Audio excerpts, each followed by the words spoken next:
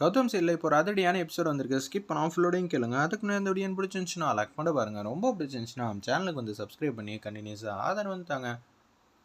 வேலை கேட்டு ஒரு அம்மா வந்திருக்காங்க. காவியாவோட பாப்பாவை எடுத்துகிட்டு வந்துட்டு, ஆனால் அது அவங்க பாப்பாங்கிற மாதிரி அந்த இடத்துல பொய்யா பேசிகிட்டு இருக்காங்க. பால் வாங்க கூட வழி இல்லை, தயவு செஞ்சு நீங்கள் என்ன வேலையில் வந்து சேர்த்துக்கிட்டீங்கன்னா ரொம்ப வசதியாக இருக்குமா அப்படின்னு சொல்கிறாங்க. சரி, இவங்களுக்கும் ஏதாவது வேலை போட்டு தர வேண்டியதானே. அந்த இடத்துல சந்திரா இந்திராவோட அம்மா சொன்னனால ஓகேங்கிற மாதிரி அந்த இடத்துல சொல்லிடுறாங்க.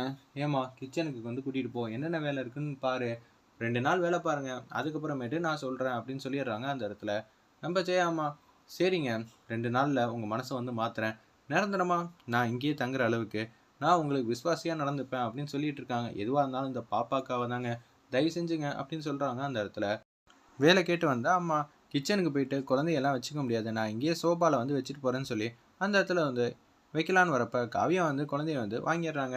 இது ஏன் பாப்பா வந்துட்டீங்களா, இந்த அம்மாவை விட்டு பிரிஞ்செல்லாம் உங்களால் இருக்க முடியாது, ஏன் பாப்பாங்கிற மாதிரி பேசும்போது என்னங்க இவங்க எதுன்னு சொல்லிட்டு இருக்காங்க அப்படின்னு சொல்லும்போது கொடுங்க ஜெயா அம்மா சொன்னதுனால அந்த இடத்துல கொடுத்துட்றாங்க. என்ன செல்லும் அப்படின்னு சொல்லி கியூட்டாக அழகாக கொஞ்சிக்கிட்டு இருக்காங்க. நீங்கள் போய் ஆக வேண்டிய வேலையெல்லாம் பாருங்கள் கிச்சன்லன்னு சொல்லிட்டு கிச்சனுக்கு போகிறாங்க. என்ன டீட்டெயிலுங்கிற மாதிரி ஏமாகிட்ட கேட்குறாங்க. அந்த இடத்துல வேலை பார்க்க அம்மா, அப்போனா இவங்களோட தானே அது, இவங்கள பார்த்தாலும் வசதி வாய்ப்போட இருக்கிற குடும்பம் மாதிரி தான் தெரியுது, ஏங்க இந்த வீட்டில் குழந்தையே இல்லையா அப்படின்னு சொல்லி கேட்கும்போது, இல்லைங்க இந்த வீட்டில் குழந்தை எதுவும் இல்லை, இப்போ தான் காவியா ப்ரெக்னென்ட் ஆனால் இது மாதிரி ஆயிடுச்சு அப்படின்னு சொல்லிட்டு இருக்கப்ப, அப்போனா மூத்த வாரிசு காவியாவோட குழந்தை தான். ஆமாங்க, இப்போ நான் ப்ரெக்னெண்ட்டாக இருக்கேன், அப்போனா பணம் காசு எவ்வளோ வேணான்னு கேட்கலாம் போல இருக்கே, இவங்க வேற வசதி வாய்ந்த குடும்பம் அப்படின்னு சொல்லிட்டு இருக்காங்க. என்னங்க இவ்வளோ பெரிய வீட்டிலாம் இருக்கீங்க அப்படின்னு சொல்லி யதார்த்தமாக பேசும்போது, இது என்ன வீடு, சென்னையில் இதை விட 10 மடங்கு பெரிய வீடெல்லாம் இருக்குது, நாங்கள் மிகப்பெரிய கோடீஸ்வரங்க அப்படின்னு சொல்லிடுறாங்க. அந்த இடத்துல பிஸ்னஸே கோடிக்கணக்கில் பண்ணிகிட்டு இருக்கோம். சரிங்க, ரொம்ப சந்தோஷம், என்ன 2 நாள் கழிச்சு ஜெயாமா கண்டினியூஸாக வேலை கொடுக்க சொல்லுங்கள், அது மட்டும் போதும். சரிங்க நான் சொல்கிறேன், நீங்கள் வேலையை பாருங்கன்னு சொல்லி அந்த இடத்துல சொல்லிடுறாங்க. இதை எப்படி நம்ம அசிஸ்டண்ட் கிட்ட சொல்கிறதுன்னு சொல்லி ஃபோன் எடுத்து ட்ரை பண்ணுறாங்க. அந்த இடத்துல பார்த்தா நாட் ரீச்சபிள்னு வந்துடுது. என்னடா அது, சரி இங்கேருந்து நம்ம கிளம்பிடலாம், இனிமேட்டு நம்ம இருக்க வேண்டிய அவசியம் இல்லை, தேவையில்லை, எல்லாமே தெரிஞ்சிருச்சு அப்படின்னு சொல்லிட்டு இருக்கப்ப, குழந்தைக்கு நான் வந்த வழியில் பால், பீடிங் பாட்டில் இதெல்லாம் எதுவும் நான் வாங்காமல் விட்டுட்டேன், நான் போய் வாங்கிட்டு வந்துடுறேன் டைப்பர்லேருந்து அப்படின்னு சொல்கிறாங்க. வெயிலெல்லாம் கூட்டிகிட்டுலாம் போவேணாம், நீங்கள் மட்டும் போங்க, நாங்கள் பத்திரமா பார்த்துக்குறோன்னு.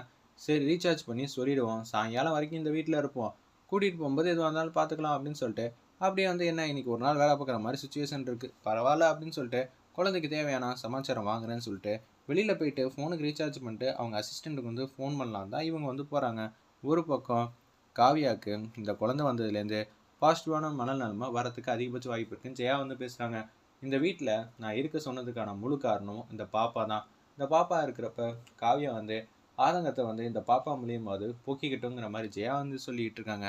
பாப்பாவை தூக்கிட்டு அப்படியே நம்ம காவியா ரூம்குள்ளே கூட்டிகிட்டு போகிறாங்க. ஒரு பக்கம் கதிர் ஆவேசமாக வராங்க.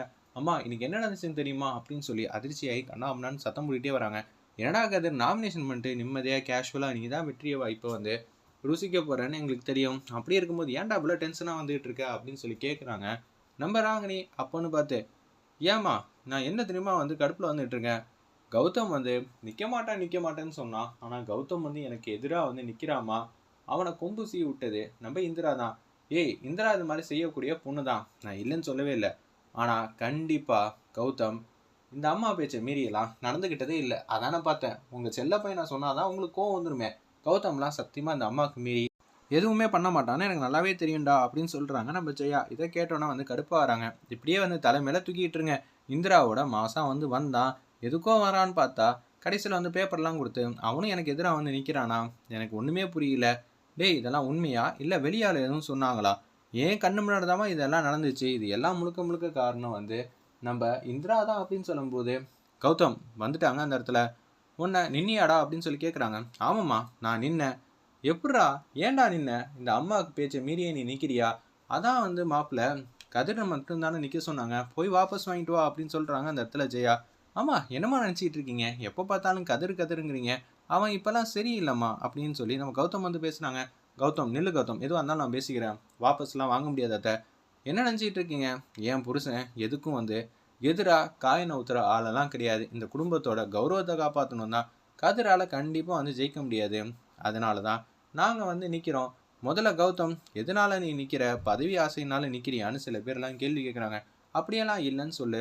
4-5 பேர் வந்து என்கிட்ட கேட்டாங்கம்மா. கதிர் சாரோட நடவடிக்கையே சரியில்லை. அவர் எந்த பக்கம் எந்த முடிவு எடுப்பாருன்னே தெரியாது.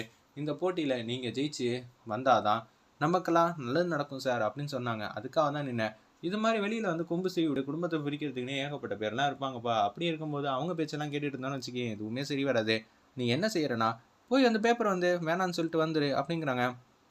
அப்படியெல்லாம் முடியாது அத்தை. என்ன காமெடி பண்ணிட்டு இருக்கீங்களா? கதிரால சத்தியமாக வந்து ஜெயிக்கவே முடியாது. என்னடி ஓவரா திமிரா பேசிகிட்டு இருக்க அப்படின்னு சொல்லும்போது, உங்களை விட 100% 1000% கூட கௌதமுக்கு திறமையும் இருக்குது, தகுதியும் இருக்குது.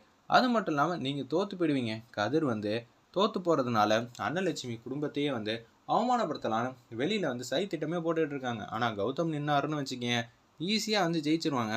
கௌதம் நிற்கிறத பார்த்து அவங்களே அரண்டு போய் கிடக்குறாங்க. அம்மா நான் தோத்துருவேனாம்மா, இதையெல்லாம் இவங்க சொல்கிறாங்க. என்னை விட தகுதி இருக்குது தகுதி இருக்குங்கிறியே, இன்டர்வியூக்கு வந்த பொண்ணை அவன் என்ன பண்ணான் அப்படின்னு சொல்லி அநியாயமாக வந்து பர்ஃபார்ம் பண்ணிட்டு இருக்காங்க. நம்ம கதிர் கௌதம் மேலே பழி போட்டதே வந்து நம்ம கதிர் தான். ஒன்றை வந்து கடுப்பாயிட்டாங்க நம்ம இந்திரா. அதுக்கு பின்னாடி யார் சதித்திட்டம் போட்டாங்க என்ன பண்ணாங்கன்னு எல்லாமே தெரியும். நான் அவுத்து விடட்டா, பார்த்துக்கங்க. எதுவுமே இல்லாமல் ஆயிடுவீங்க. பேர் புகழ் எதுவுமே இல்லாமல் நடு ரோட்டில் வந்து நிற்கிற மாதிரி ஆயிடாதீங்க. ஏன் புருஷனை பற்றி என்கிட்டயே தப்பாக பேசுகிறீங்களா?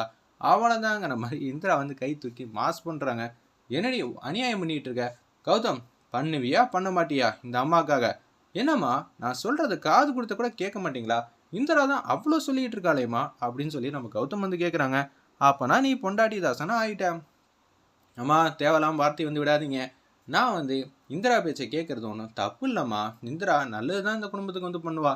டேய், உனக்காக நான் பார்த்து பார்த்து சின்ன வயசுலேருந்து பண்ணியிருக்கேன்டா. என் கைக்குள்ளே வந்து வச்சு வளர்த்தேன்டா. ஆமாம்மா, இப்போ தான் நீங்கள் மாறிட்டீங்களே. எதுவாக இருந்தாலும் நல்லது சொல்கிறாங்களா கெடுதல் பண்ணுறாங்களா, யாரை பேச்சு கேட்கணும் யார் பேச்சு கேட்கக்கூடாதுன்னு எதுவுமே செய்யாமல் கண்மூடித்தனமாக வந்து சில பேரை வந்து பேச்சை வந்து கேட்டுட்டு இருக்கீங்களே. அத்தை, கதிர் வந்து எப்படி இருந்தாலும் நிற்கவே மாட்டார், நின்னாலும் ஜெயிக்க மாட்டார். தேவையெல்லாம் வந்து வேஸ்ட் பண்ணாதீங்க உங்கள் நேரத்தை. நான் கதிருக்காக இறங்கி கேட்டேன்னு வச்சுக்கேன் ஆதரவு, அவ்வளோதான். ஒட்டுமொத்த பேரும் வந்து கதிருக்கு தான் ஜெயிக்க வைப்பாங்க. அப்படியாத்த நீங்கள் ஆதரவு கேட்டால் கூட கதிரால் தான் ஜெயிக்க முடியாது. ஏன்னா அவரோட பர்ஃபார்மன்ஸ் வரலாறு அப்படி. பார்த்துக்கங்க. சரிடி, நான் பார்த்துக்கிறேன் அப்படின்னு சொல்லி ஒரு பக்கம் இந்திரா நிற்கிறாங்க, ஒரு பக்கம் ஜெயாமா நிற்கிறாங்க. உன் புருஷனுக்காக நீ பர்ஃபார்ம் பண்ணி கேளு, என் பையனுக்காக நான் கேட்குறேன் யார் ஜெயிக்கிறான்னு இறுதியில் வந்து தெரிஞ்சிட்டோம்.